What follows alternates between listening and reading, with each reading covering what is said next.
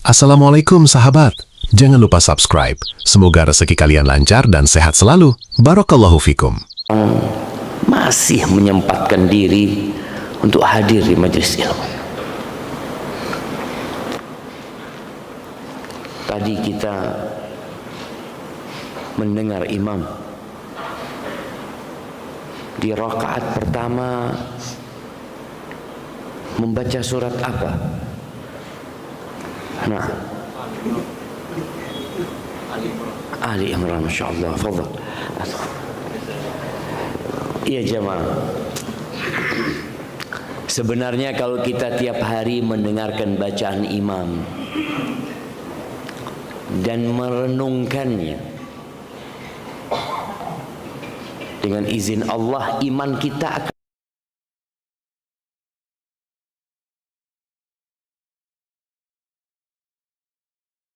imannya sedang lemah, semangatnya beribadah turun.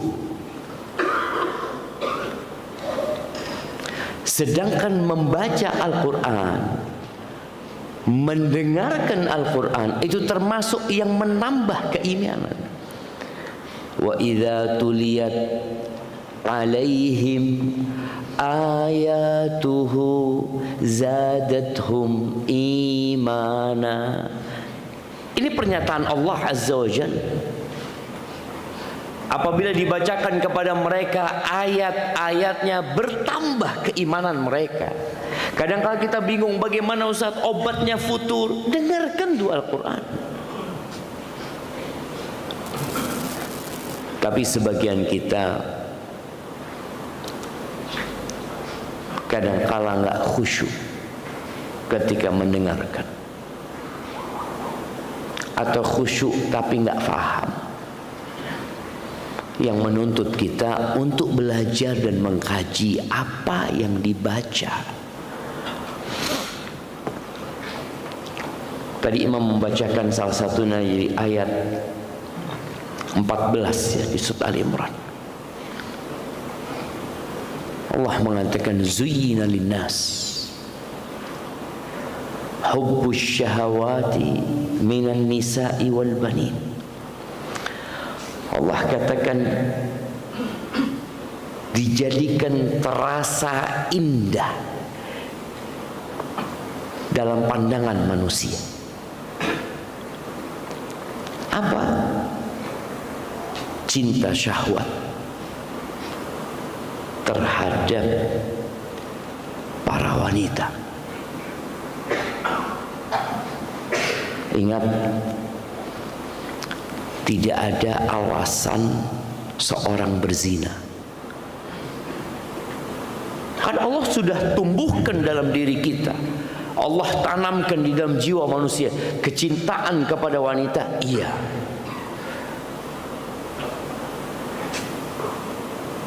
Tapi ada aturan yang harus engkau jaga. Makanya dunia ini penjara buat orang beriman. Penjara.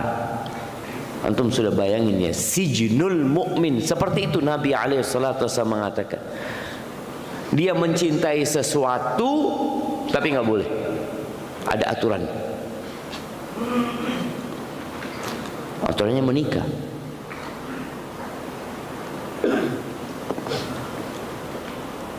Allah mengatakan fankihu ma tabalakum minan nisa mathala wa thulatha fa in khiftum alla ta'dilu fawahida. Nikahi yang baik-baik dari wanita itu 2, 3. Ini Allah perbolehkan. Allah berikan ujian kepada hambanya. Allah bukakan pintu untuk menyalurkan syahwat tersebut. Kau nikahi 2, 3, 4. Kalau kalian takut tidak mampu berlaku adil, fawahidah, cukup 1. Kata Allah Azza wa Jalla. Makanya nggak ada alasan orang itu berzina. Kita diperintahkan menundukkan pandangan. Semua jalan yang mengantarkan kepada perzinaan dalam Islam ini ditutup, sehingga nggak punya alasan kau. Oh gimana Ustaz, anak mau nikah tapi nggak mampu. Ada solusinya. Makanya ketika satu pintu tertutup, jendela dibuka gitu loh. Tapi kadang kalau kita fokus terhadap pintu yang tertutup, masih banyak solusi. Itu yang pertama Allah katakan. Setelah nisa wal banin, anak-anak. Terkadang orang itu kecintaan kepada anaknya membuat dia lupa dengan Tuhan. Bahkan Nabi alaihi salatu wasallam mengatakan al-waladu majbanatun majhalatun mabkhalatun mahzanah. Anak itu sumber kekikiran. Orang itu kadang-kala demi anaknya dia nggak lagi bersedekah, berbagi, jadi bakhil. Berpikir masa depan anaknya, nabung untuk anaknya, ini untuk anaknya, lupa sama dirinya. Engkau harus menyelamatkan dirimu sebelum menyelamatkan anak-anakmu. Makanya kalau kita lihat doa-doa Nabi pun ketika memohon buat anaknya, dia minta buat dirinya sendiri. Memintakan buat orang tuanya, berdoa buat dirinya sendiri. Rabbighfirli wa liwalidayya. Ya Allah, ampuni aku dan kedua orang tuaku. Buat anaknya Nabi Ibrahim mengatakan wajnubni wa bani an na'budal asnam. Hindarkan aku dulu dan anak keturunanku. Rabbi ij'alni muqimas shalah. Jadikan aku orang yang mendirikan salat. Aku dulu ya Allah. Wa min dzurriyyati, dan dari anak keturunanku. Tapi terkadang orang tua demi anak-anaknya lupa dengan keselamatan dirinya. Anak itu tadi sumber kebakhilan. Majhalah, sumber kebodohan. Berapa banyak orang tua bertindak bodoh, meninggalkan majelis ilmu, nggak belajar, gara-gara anak, karena sibuk cari duit. Yang ketiga mahzanah, sumber kesedihan. Kemudian yang keempat majbanah, anak itu menjadi sumber sifat pengecut orang tua. Tapi itu ditumbuhkan di diri kita, kecintaan kepada anak. Lalu Allah katakan wal qanatiril muqantarah, dan Allah cintakan di dalam diri manusia ini terhadap harta benda yang bertumpuk-tumpuk. Emas, perak, minadz zahabi wal fidda wal khailil musawwamah, kuda-kuda pilihannya. Dari sejak kecil jamaah, anak itu cinta. Antum lihat anak-anak kecil, melihat mobil-mobil bagus, oh bagus banget. Sejak kecil gak tahu apa-apa dia. Melihat barang-barang yang indah, Allah sudah tanamkan di diri manusia. Wal an'am wal an'am wal harth, ya, binatang-binatang ternak, perkebunan. Lalu Allah katakan dzalika mataul hayat, itu loh kesenangan kenikmatan dunia. Itu. Wallahu indahu husnul ma'ab. Dan di sisi Allah ada tempat kembali yang baik. Semuanya akan kau tinggalkan. Istri-istrimu akan kau tinggalkan, anak-anakmu, harta bendamu, kekuasaanmu, jabatanmu, semua bakal ditinggalkan. Di sisi Allah ada tempat kembali yang baik.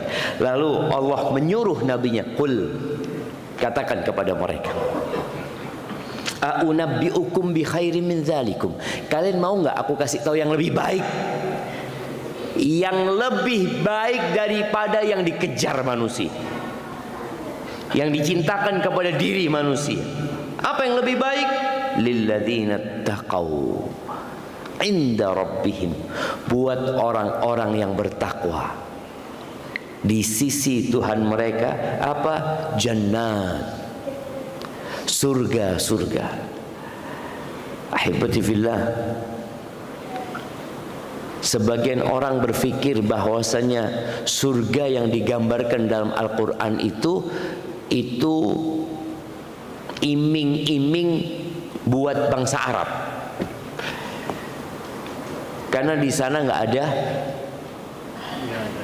ada kebun-kebun, taman-taman, nggak hijau lah di Arab itu, maka dikasih tawaran yang hijau-hijau.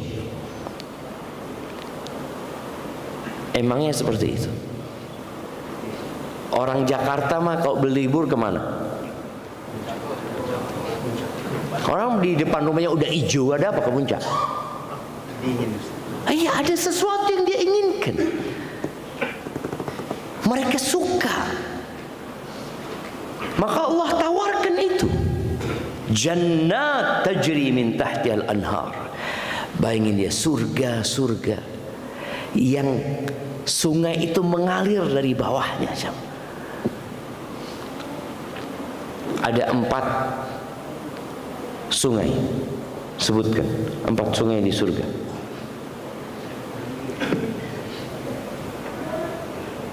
Sungai apa?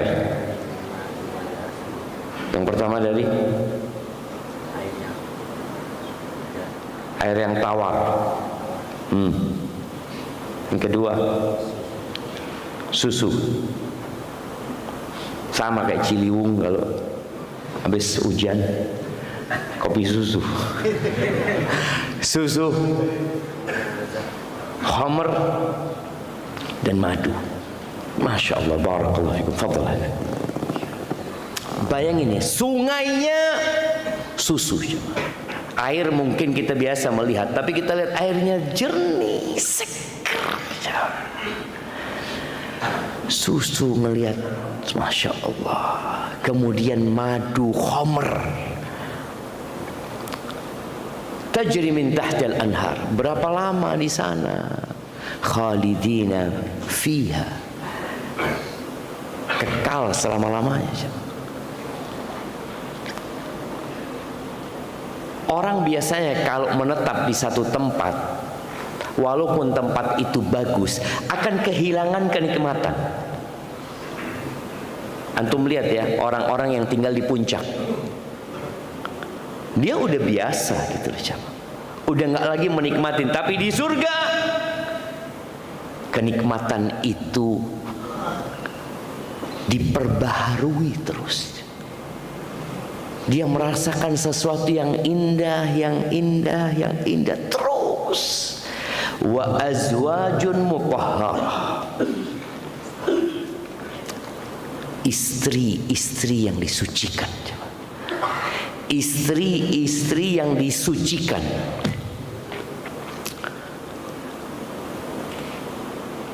Anak kemarin dapat potongan video. Ini ada kaitannya dengan istri-istri yang disucikan ya. Dapat potongan video tentang seorang laki-laki lagi ngobrol sama sahibnya di sebuah warung. Dia ngomong, engkau tahu nggak? Engkau kalau masuk surga istrimu bersamamu, kata dia. Dia lagi minum jamaah. Oh, kata dia, benar. Istri kita sama kita lagi.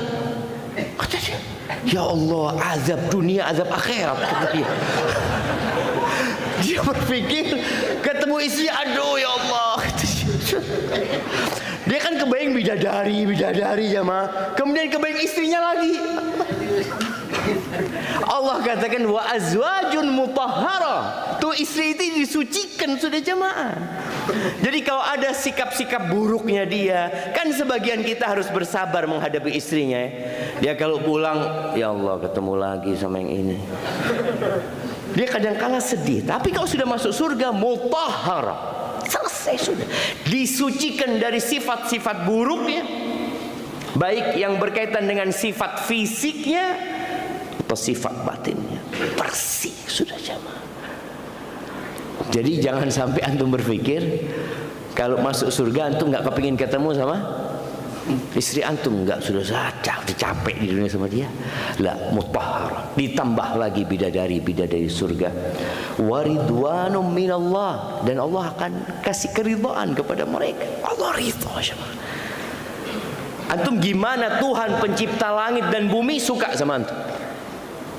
Di dunia ini antum kalau disenangi sama presiden, bagaimana perasaan antum?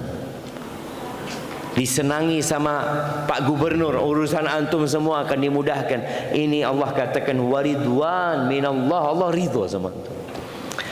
Wallahu basirum bil ibad, Allah itu maha melihat dengan hamba-hambanya. Siapa orang-orang bertakwa ini jemaah? Siapa mereka? Ada banyak dalam Al-Quran itu sifat orang-orang bertakwa, yang kalau kita baca Al-Baqarah, hudal lil muttaqin, disebutkan kriteria orang-orang bertakwa ya. Di surat Al-Mu'minun juga seperti itu. Di surat Ali Imran Allah sebutkan kriteria orang-orang yang bertakwa. Siapa mereka? Alladzina yaquluna rabbana innana amanna. Mereka adalah orang-orang yang mengatakan, wahai Rabb kami, sesungguhnya kami beriman. Terus minta apa? Faghfir lana dzunubana. Orang bertakwa itu enggak sok suci. Kenapa anak ingin nyampaikan ini? Kita ini kadang kala yang sering datang kajian merasa sudah baik. Di saat orang-orang sibuk bekerja antum datang kajian. Di saat orang-orang sedang sibuk tertidur nyenyak di atas ranjangnya, antum sholat malam. Kadang-kadang ada perasaan anak ini udah benar. Ini orang bertakwa, mereka menyatakan keimanan mereka, lalu apa yang mereka katakan? Faghfir lana dzunubana, ampuni dosa-dosa kami. Awal sifat orang bertakwa itu mengakui bahwa dia hamba Allah dan dia punya banyak dosa. Ya merasa sudah baik. Faghfir lana, belum minta yang lainnya, sudah minta ampunan kepada Allah Azza wa Jalla. Maka tolong perbanyak doa kita minta ampunan. Jangan berpikir ya ampunan itu mah buat para pendosa. Enggak. Memohon ampunan itu buat orang-orang yang bertakwa. Faghfir lana dzunubana wa qina adzabannar, dan selamatkan kami dari api neraka. Dia ditawarin surga, dikasih tahu kenikmatan surga, tapi dia tahu sebelum masuk surga melewati neraka gitu. Maka mereka minta diselamatkan dari api neraka. Siapa mereka ini? As-sabirin. Mereka adalah orang-orang yang penyabar jemaah. Kemudian yang kedua, was-sadiqin. Mereka orang-orang yang jujur gitu. Yang ketiga, wal qanitin. Mereka orang-orang yang patuh, ndak ngeyel. Orang bertakwa itu kalau dikasih tahu nggak ngeyel. Berapa banyak orang kalau dikasih tahu, ini loh sunnahnya Nabi SAW. Aduh mah cuma sunnah. Ada yang meremehkan. Kadang-kala dapat perintah di debat. Perintah itu bukan untuk didiskusikan. Perintah itu untuk diamalkan. Ketika seorang mendiskusikan perintah, gimana sih? Diperintah engkau mampu kerjakan, nggak mampu minta ampun, selesai. Makanya kalau antum lihat bagaimana ya militer itu mendidik anak buah, sami'na wa ata'na. Diperintah apa sih? Siap. Perkara nanti nggak bisa, dia mengatakan minta maaf. Belum bisa. Anak sudah berusaha. Tapi yang pertama siap dulu. Karena sekali lagi yang namanya perintah itu bukan untuk didiskusikan, tapi untuk diamalkan. Jadi orang tua kalau nyuruh antum sesuatu, kemudian dia berdiskusi sama antum, bapak ngomong, ya Allah nak, ayo nak ambil itu nak, buku itu yang ada di sana. Buku yang mana abah, kata dia. Itu loh nak, abah mau baca memang.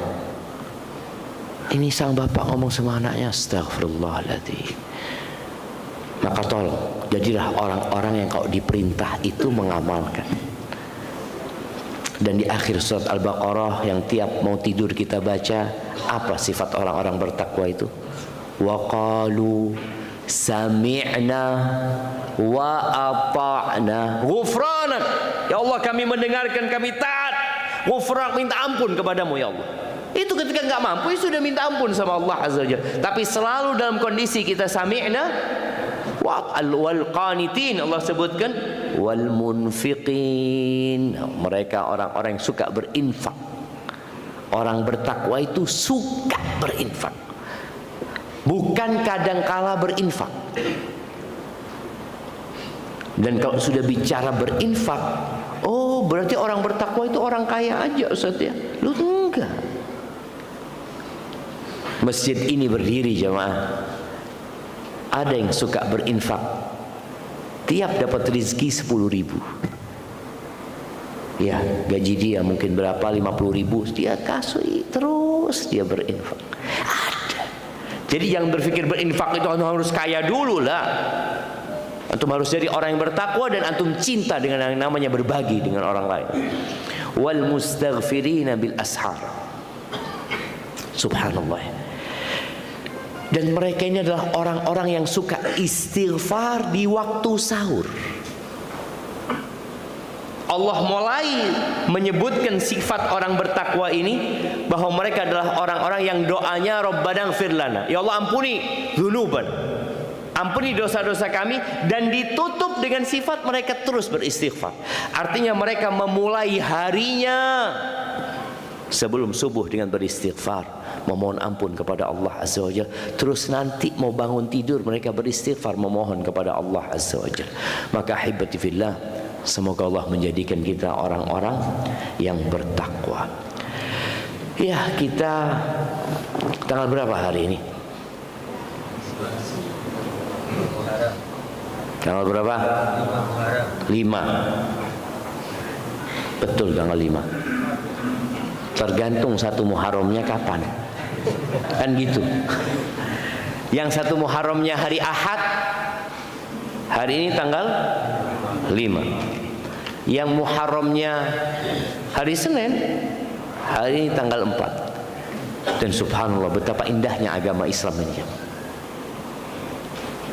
yang sampai anak cucu kita, sampai kiamat nanti akan terus ada perbedaan ini ya. Penentuan awal bulan tidak seperti bulan Januari sampai bulan Desember, nggak ada perubahan, nggak ada ceritanya terjadi khilaf di antara siapa yang mau khilafnya? Di antara astronom nggak ada. Karena memang dalam agama kita penentuan awal bulan itu pakai rembulan. Dan mengingatkan kembali, kita berada di awal tahun.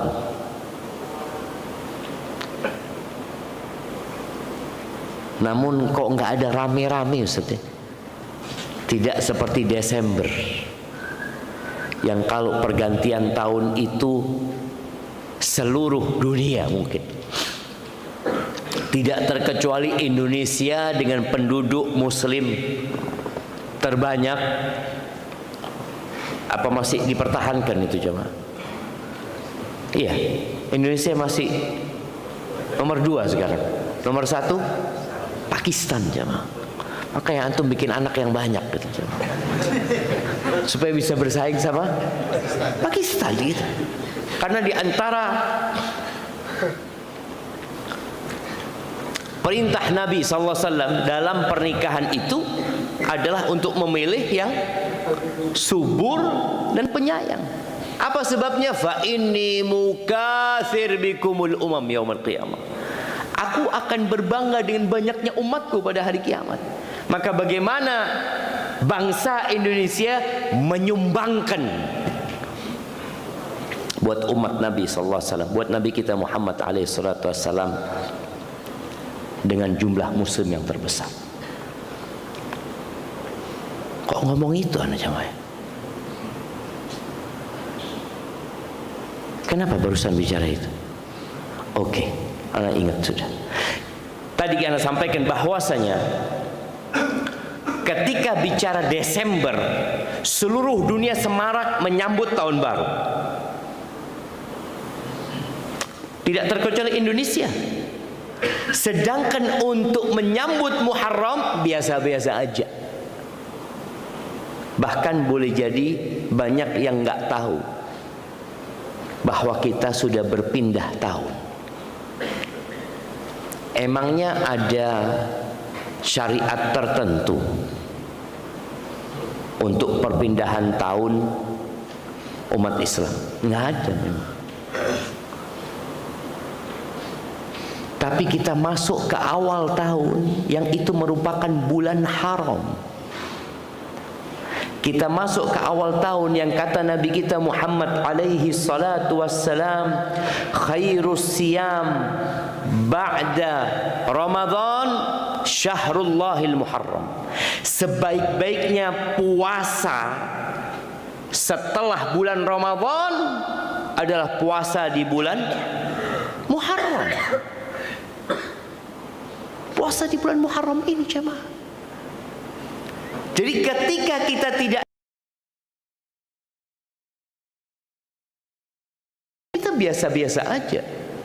Ketika orang berpikir sekarang bulan Juli, ya sudah nggak ada yang berkaitan dengan ibadah umat Islam.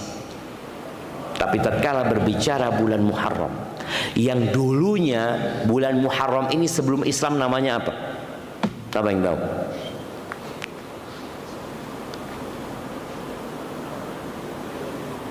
Ingat, bulan 12 ini sudah ada sejak penciptaan langit dan bumi. Semua agama yang Allah utus nabi-nabinya, mereka berpatokan dengan bulan, bukan dengan matahari.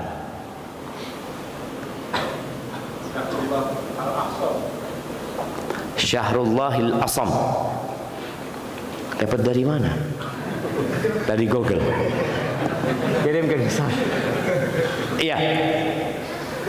Iya, itu disebut itu, tapi ada namanya. Ada nama lain buat bulan Muharram. Muharram ini sebenarnya sifat yang kemudian menjadi nama. Nah, ada yang nyontek lagi? Fadhal. Masya Allah, ahsanta. Kirimkan ke belakang. Safar awal. Jadi safar awal, safar kedua. Ada safar awal, ada safar kedua. Kemudian Rabiul Awal, Rabiul Akhir gitu kan. Jadi dulu sebelum Islam dinamai dengan safar pertama. Safar pertama. Sebagaimana Rabiul Awal, Rabi yang pertama, seperti itu. Kemudian ketika datang Islam disebut Muharram, yang sebenarnya Muharram ini lebih kepada sifat yang menyatakan bulan ini bulan yang diharamkan. Ada 4 bulan yang diharamkan sebenarnya. Sebutkan. Bulan apa aja? Bulan Muharram. Terus bulan apa? Nah,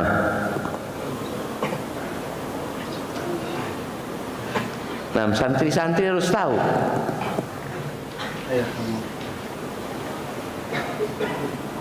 Nah, belakangnya yang pakai seragam ini tanyain.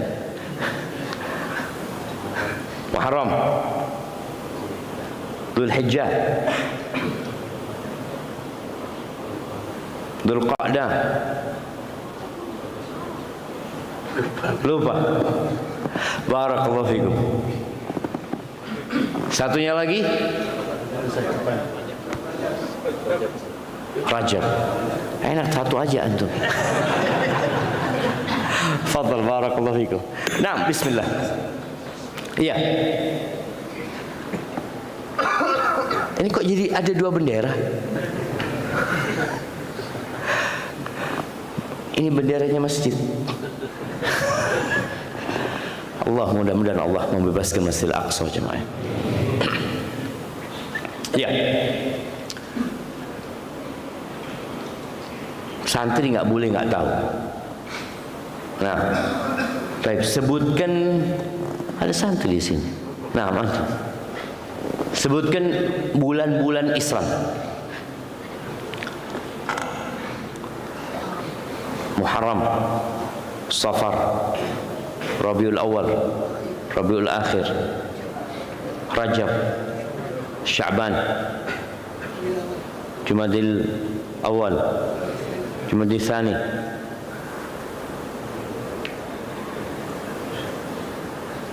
Ramadan, Syawal, 10 aja. Apa? Ya jemaah, tadi nggak urut itu. Udah kurang nggak urut lagi. Ya, santri usahakan jangan sampai lupa dengan bulan-bulan ini ya. Karena harapannya engkaulah yang akan pulang ke rumah membawa bulan itu ke keluarga. Seperti yang pernah Anda sampaikan, Anda nggak tahu di sini apa tempat lain, pengetahuan kita ini bukan hanya sebagai maklumat, tapi untuk diamalkan jemaah. Di antara cara yang paling mudah kita mengamalkan ilmu ini adalah menjadikan gaji buat orang-orang yang di bawah kita itu dengan bulan Hijriah. Antum punya pembantu, ART, antum punya supir, siapa aja, gajinya setiap akhir bulan atau awal bulan Qamariyah. Seneng nggak kalau mereka digaji dengan bulan Qamariyah? Seneng nggak? Kenapa kok seneng? Lebih dikit kerjanya, lebih dikit. Sahih jemaah. Dan membuat mereka ingat selalu dengan awal bulan. Ingatkan masuk bulan apa sekarang? Mamanya nanti bulan Muharram. Ketika mau gajian tanya, ada apa dengan bulan Muharram? Ada gaji. Fulus yang dia pikirkan fulus. Maka ini sebuah ya kita ingin jemaah. Bagaimana negeri kita yang mayoritasnya muslim itu selalu ingat dengan Hijriah. Ketika antum bikin surat menyurat, selalu di surat itu ada kalender Hijriah. Ini sebagai bentuk mengamalkan kita kalender Islam. Di beberapa pesantren, anak heran jemaah. Pesantren yang mengajarkan agama Islam, surat menyuratnya semua pakai Masehi. Dia mengatakan, ya sudah, kita kan di Indonesia. Subhanallah. Kapan kita hendak membuat perubahan? Kapan kita hendak mengingatkan umat? Kalau kita yang mengajarkan agama ini, kita meninggalkan nilai-nilai agama. Kan nggak dosa. Subhanallah. Ketika kita membuat orang lupa dengan kalender umat Islam itu sendiri, maka kita akan membuat mereka kebingungan ketika membaca sejarah. Dalam sejarah disebutkan Ali bin Abi Thalib meninggal dunia tahun 40 Hijriah. Kapan 40 Hijriah? Jadi nggak tahu dia. Karena yang dia ingat cuma Masehi. Baik, ahibati fillah. Rasulullah sallallahu alaihi wasallam menyebutkan bahwa afdalus siyam ba'da syahri Ramadan syahrillahi al-muharram. Sebaik-baiknya puasa setelah bulan Ramadan adalah puasa di bulan Muharram. Subhanallah ya, kalau kita melihat Allah menutup tahunnya dengan bulan Dzul Hijjah yang merupakan bulan haram, dan membuka tahunnya dengan bulan Safar pertama tadi adalah bulan Muharram, di mana seorang di bulan Muharram ini dilarang untuk berperang. Agama Islam adalah agama kedamaian. Mengakhiri tahun dengan kedamaian, memulai tahun dengan kedamaian. Dan kita tahu bagaimana di bulan Muharram ketaatan kepada Allah diperintahkan dan perbuatan dosa dilarang lebih. Artinya kalau berbuat dosa di bulan selain haram dan berbuat dosa di bulan Muharram, bobotnya berbeda. Wakanu, dikatakan bagaimana para salafus soleh itu mengagungkan 3-10. Ingat kajian kita sebelum hajian. Nah, ada 10 yang diagungkan. Tanya sama santri, Mana pakai seragam lagi? Nah, 10 akhir Ramadan, 10 awal Dzulhijjah, 10 awal Muharram. Subhanallah jemaah. Kita ini dikasih nikmat sama Allah Azza wa Jalla. Bagaimana dikasih waktu yang mulia, diberikan kepada kita kesempatan sebaik-baiknya puasa itu di bulan Muharram. Untuk puasa sunnah mutlak. Para ulama membicarakan tentang puasa sunnah ini, ada sunnah mutlak, ada sunnah yang terikat. Sunnah yang mutlak lebih baik adalah di bulan Muharram. Sebagian ulama berpendapat hadis ini menyatakan bahwasanya sebaik-baiknya puasa 1 bulan full itu di bulan Muharram. Kalau mau puasa sebulan full itu di bulan Muharram. Sebagian ada yang berpendapat seperti itu. Tapi kita tahu Nabi SAW nggak pernah puasa 1 bulan full kecuali bulan Ramadan. Maka perbanyak puasa di bulan Muharram ini. Ya, kapan puasanya? Bebas.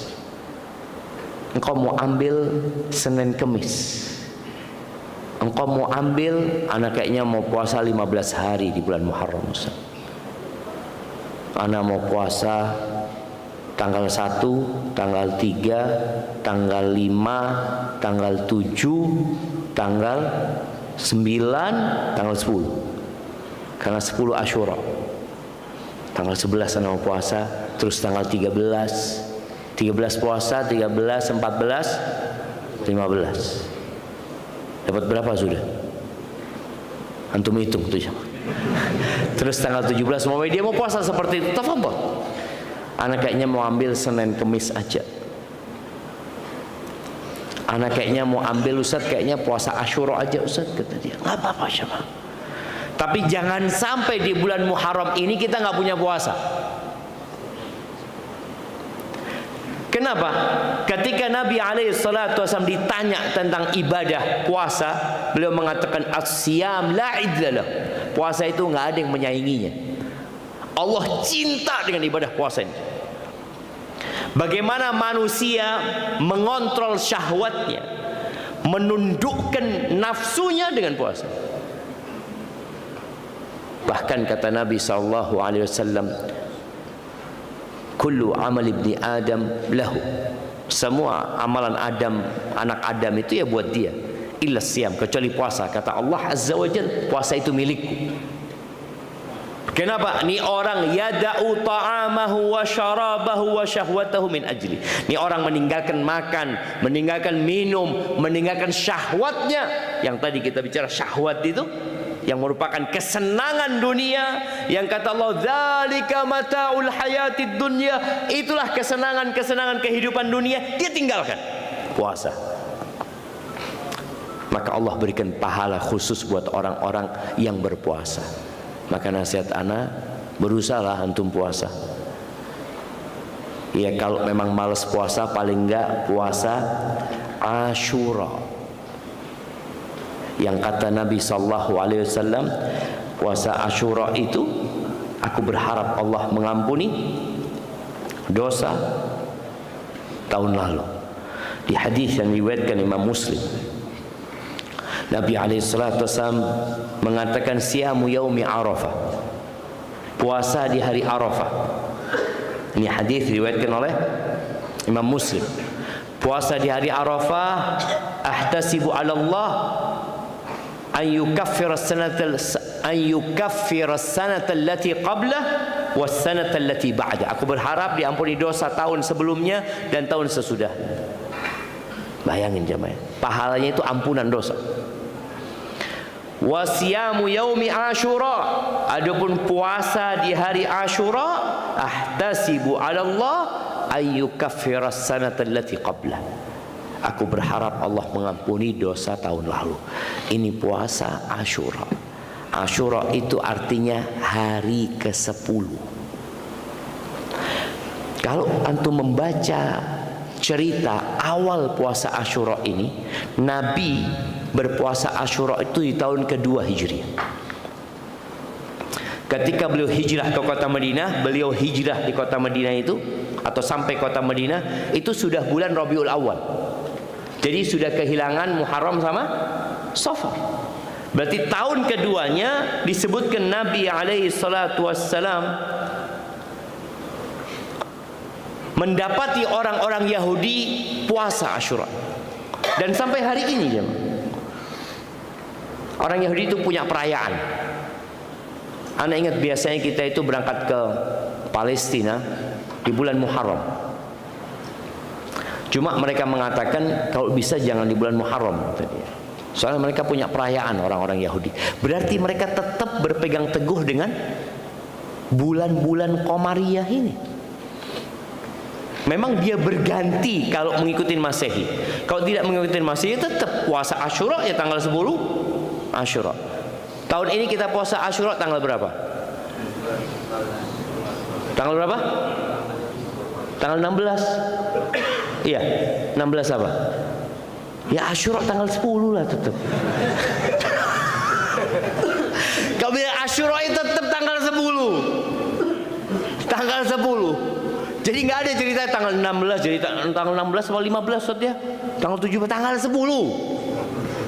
Asyura itu 10 Muharram.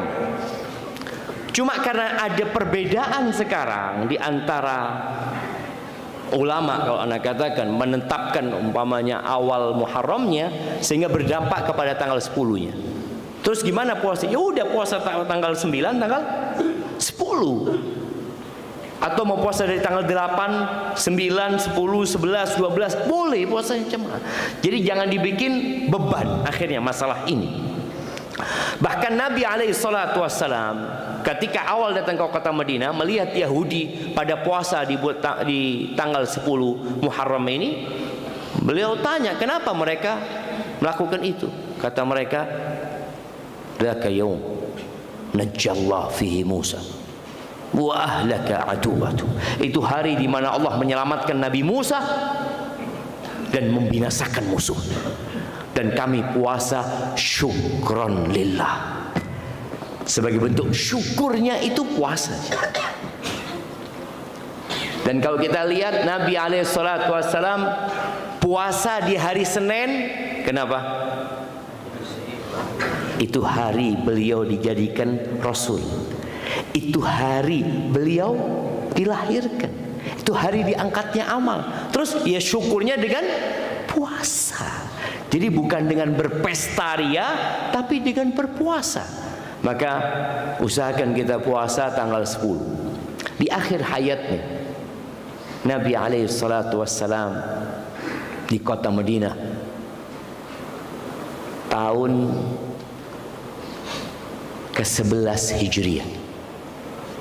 Beliau pulang haji masuk bulan Muharram.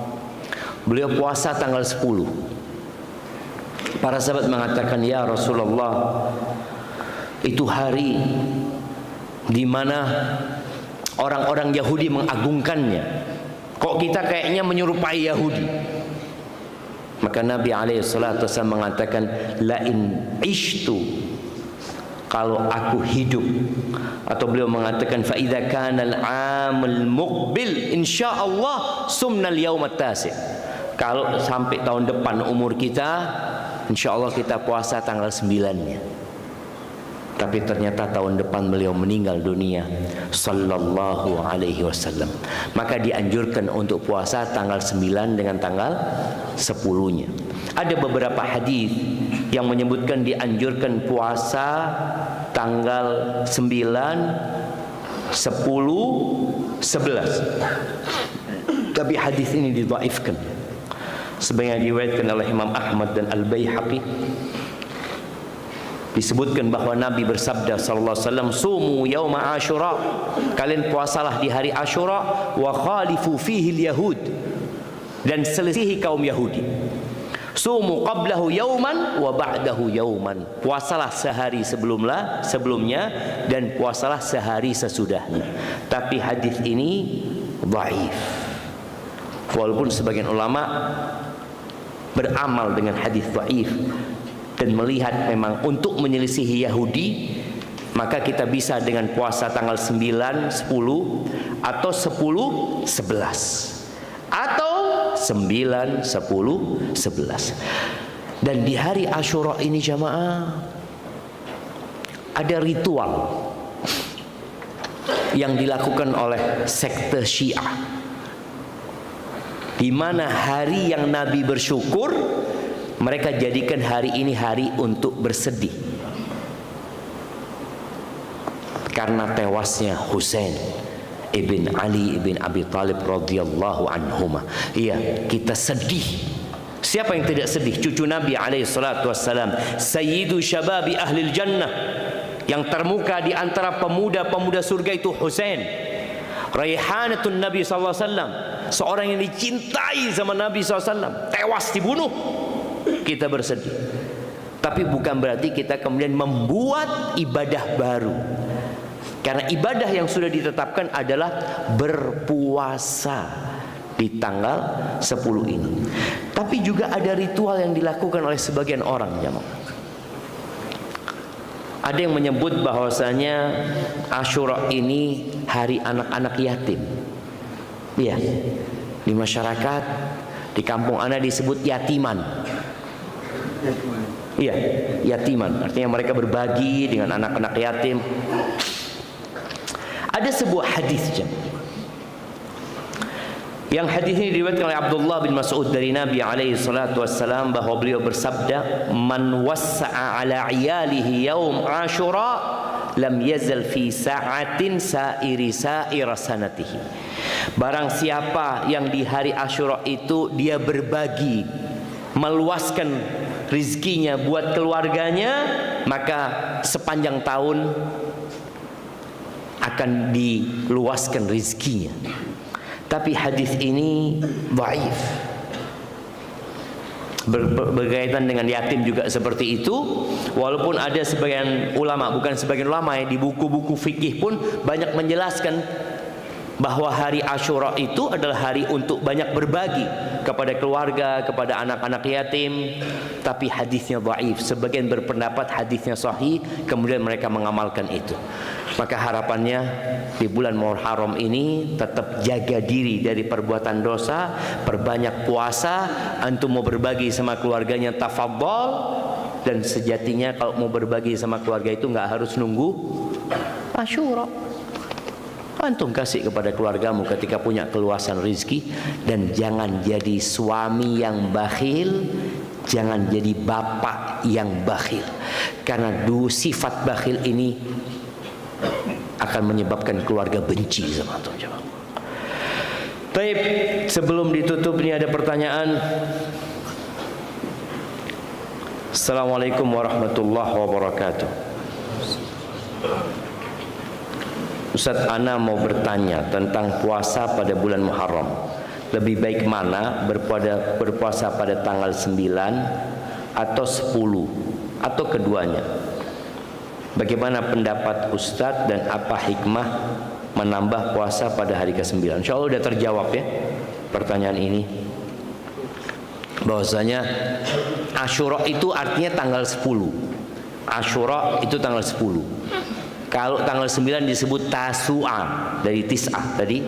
Tasik jadi Tasu'a. Jadi puasa yang sebenarnya tanggal 10-nya. Jadi kalau antum hanya mau puasa satu hari, tanggal 10. Tapi kalau mau puasa 2 hari, 9 dan 10. Hanya saja tadi yang ada masalah di sini, penetapan tanggal 10-nya. Ya sudah, berarti antum kalau mau puasa satu hari, puasa tanggal 9 sama tanggal 10. Niatnya cari Asyura. Dan itu akan dapat pahala insya Allah. Apa hikmahnya menyelisihi orang-orang Yahudi? Pahalanya insya Allah yang penambahan satu hari itu ya, untuk menyelisih orang-orang Yahudi. Adapun hikmahnya kita bersyukur kepada Allah karena kita lebih pantas untuk mensyukuri nikmat yang Allah berikan kepada Nabi Musa alaihi salatu wassalam, dan akan diampuni dosa 1 tahun.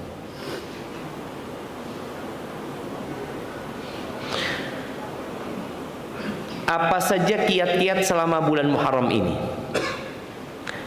Itu pertanyaan pertama. Kedua, jika di bulan Muharram telah berbuat dosa seperti maksiat, apakah ada konsekuensi selama bulan Muharram? Apa solusinya agar terhindar dari berbuat dosa atau maksiat selama bulan Muharram? Jazakumullah khair. Nah, ini pertanyaan menarik sekali jamaah ya. ketika seorang muslim masuk ke awal bulan, kita ingat ada doa apabila melihat hilal. Yang bulan lalu ana tanyakan, siapa yang masih ingat sama doanya? Doa melihat hilal. Oh, ada yang angkat tangan di belakang. Nah, jemaah, masa tiap awal bulan diingatkan lagi jemaah? Doa melihat hilal. Ana izin minum dulu, antum mikir dulu ya. Kalau enggak nyontek dulu.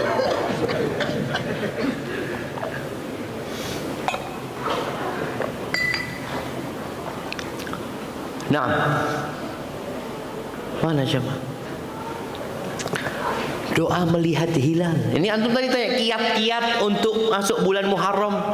Kiat yang pertama tadi udah mempersiapkan diri. Oh, nanti di awal bulan aku akan berpuasa. Kalau aku melihat hilal, aku akan berdoa. Apa doanya? Allahu Akbar, la haula wala quwwata illa billah. Dapat di mana doanya? Nyontek bener. Anak kok nggak pernah dapat ya? Coba nanti contekannya kasihkan ke Ana. Dapat di mana? Sama. Ini ada hadisnya. Artikelnya saja. Artikelnya enggak. Yang ada hadisnya. Kita beramal berdasarkan dalil.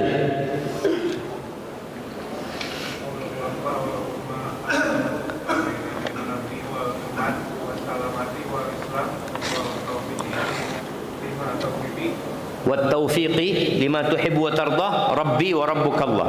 Masya Allah. Nah, tidak apa-apa nyontek jemaah. Antum tiap awal bulan itu nyontek. Kelihatan hilal, mamanya pulang habis salat maghrib, salat isya. Ya Allah, ini hilal awal bulan nih. Keluarkan contekannya.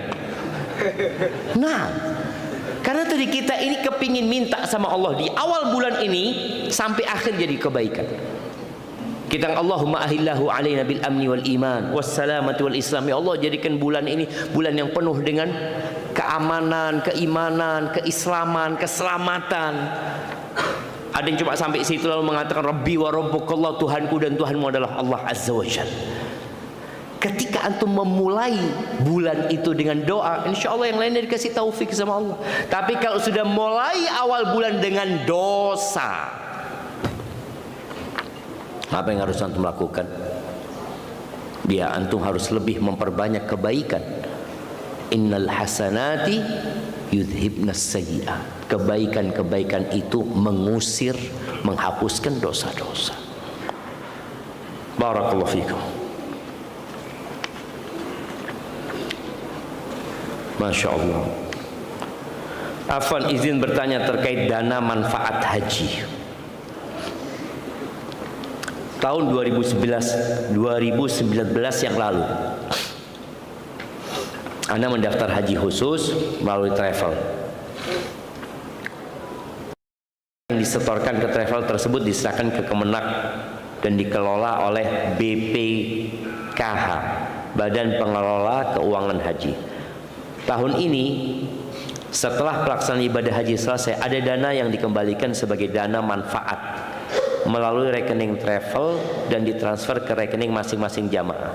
Pertanyaan Ana, apakah dana ini boleh digunakan mengingat waktu pendaftaran dulu tidak ada akad bagi hasil atau sejenisnya? Jazakallahu khairan wa barakallahu fikum. Wallahu a'lam bissawab. Ya, Ana kemarin sempat menyimak diskusi antara beberapa ustadz berkaitan dengan dana yang dipertanyakan ini.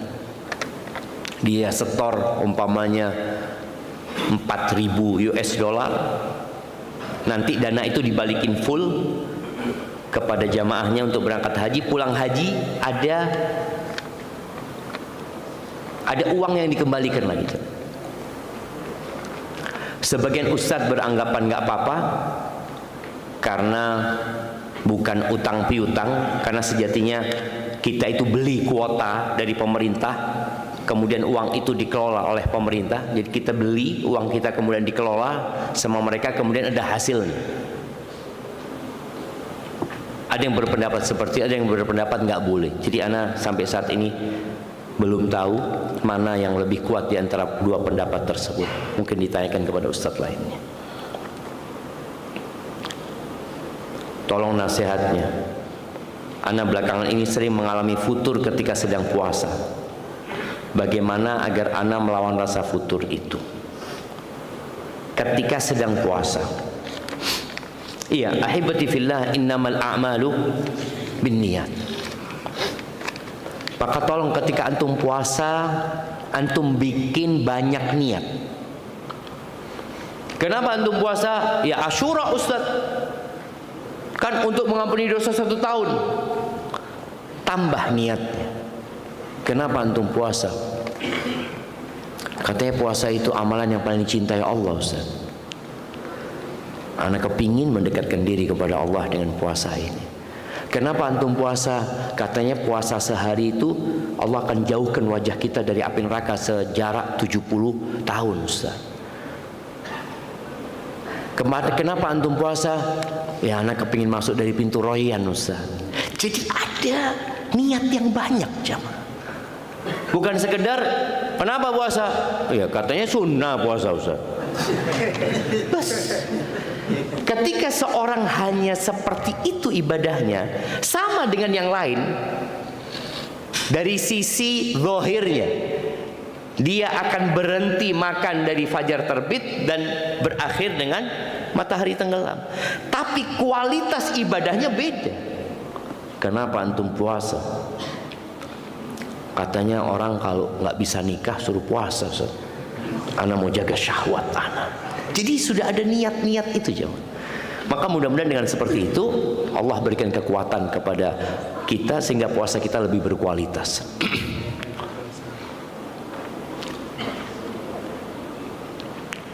Ustaz, sebagaimana yang telah kita ketahui, yaitu jika kita mendoakan saudara kita semuslim, maka malaikat akan mendoakan ke kita yang setimpal. Lalu bagaimana jika ada orang yang berdoa, Allahumma ighfir lil mu'minina wal mu'minat wal muslimina wal muslimat, apakah orang tersebut akan didoakan dengan ampunan setimpal sesuai dengan seberapa banyak orang yang mendapatkan manfaat dari doa kita? Nah, sahih.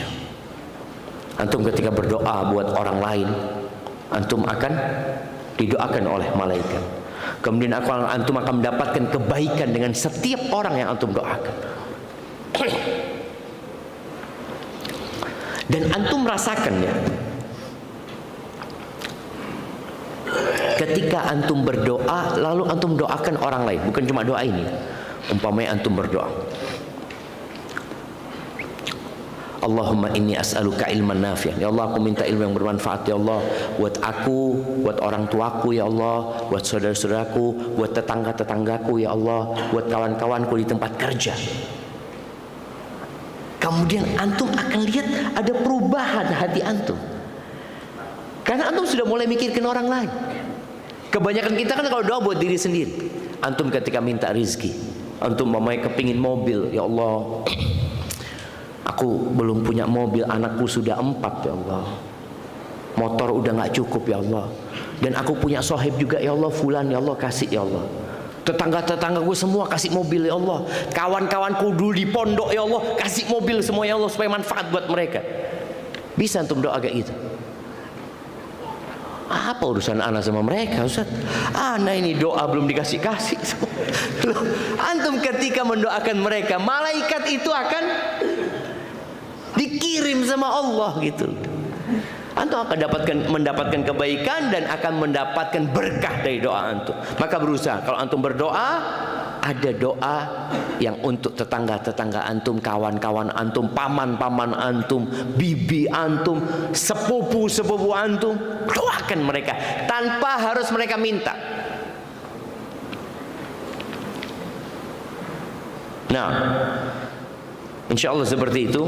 Maka jangan berhenti untuk berdoa, apalagi doa minta ampunan buat mereka. Coba antum punya tetangga, dan lihat tetangga ini kok malas sholatnya, ya Allah berikan hidayah kepada dia agar dia rajin ke masjid ya Allah, doakan jamaah.